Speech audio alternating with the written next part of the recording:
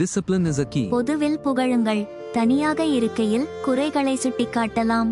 யார் உதவினாலும் பாரபட்சமின்றி நன்றி சொல்லுங்கள். யார் தனிப்பட்ட பிரச்சனையிலும் நேரடியாக வலிய போய் தலையிடாதீர்கள்.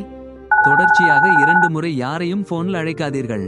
அவர்கள் முக்கிய வேலையாக இருக்கலாம் அல்லது பேச முடியாத சூழ்நிலையில் இருக்கலாம். ஹோட்டலில் சாப்பிடலாம் என நண்பர் உட்பட யார் அழைத்தாலும் மெனு கார்டில் காஸ்ட்லியாக உள்ள எதையும் ஆர்டர் செய்யாதீர்கள். அழைத்தவரையே உங்கள் விருப்பப்படி ஆர்டர் சொல்லுங்கள் என்று கூறுங்கள்.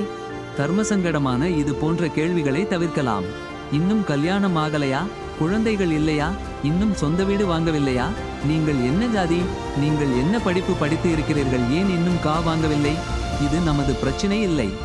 மற்றவர்களிடம் இல்லாதது நம்மிடம் இருக்குமானால் அதை பெருமையாக கூறி மற்றவர்களின் மனதை காயப்படுத்தாமல் இருப்போம். யாரை குறித்தும் யாரிடமும் பேட் ரிப்போர்ட் கொடுக்காதீர்கள். அந்த பேட் ரிப்போர்ட் யாரை குறித்து சொல்லுகிறோமோ அவர்களிடமே போய் சேர்ந்துவிடும். அது நட்பை உடைத்துவிடும். மற்றவர்களை குறித்து நல்ல ரிப்போர்ட் கொடுப்போம். தானியங்கி கதவை திறக்க நேர்ந்தால் பின்னால் வருபவர் ஆணோ பெண்ணோ சிறியவரோ பெரியவரோ அவர்கள் வரும் வரை மூடாமல் பிடித்திருப்பது அவர்களை சமூகத்தில் பொறுப்புள்ளவர்களாக மாறச் செய்யும். மற்றவர்கள் பேசும்போது குறுக்கிடாதீர்கள். அவர்கள் மனம் விட்டு பேசட்டும். அவர்கள் கொட்டட்டும். இறுதியில் நல்லது எது என்று அவர்களுக்கே புரிந்துவிடும். உடல் பருமனை ஒருபோதும் கிண்டலடிக்காதீர்கள். நீங்கள் பார்க்க ஸ்மார்ட்டாக கியூட்டாக இருக்கீங்க என்று கூறுங்கள். உடல் எடை குறைக்க அவராக கேட்டால் ஒழிய நாம் அறிவுரை வழங்கக்கூடாது.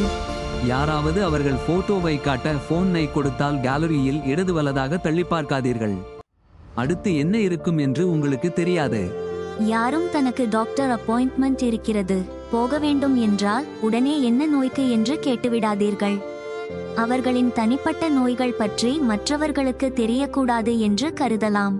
விரைவில் நலமடைவீர்கள் என்று நம்புகிறேன் என்று கூறலாம். நண்பர்களிடமோ யாரிடமோ நேரில் சந்தித்து பேசும்போது போனை நோண்டிக் கொண்டிருக்காதீர்கள். கேட்டால் தவிர அறிவுரை வழங்காதீர்கள். அவர்களாகவே சொன்னால் தவிர யாரையும் சந்தித்தால் அவர்களின் சம்பளம் வயது ஆகியவற்றை கேட்காதீர்கள். தெருவில் யாரையாவது சந்திக்க நேர்த்தால் ஸ்டைலுக்காக கருப்பு கண்ணாடி அணிந்திருந்தால் கழற்றிவிட்டு பேசுங்கள். கண் பார்த்து பேசுதல் நம்பிக்கைக்கு நல்லது. மற்றவர்களின் கருத்துக்கு மதிப்பளியுங்கள். மோசமாக இருந்தாலும் சாய்ஸில் வைத்திருக்கலாம். Thanks for watching. Have a peaceful day.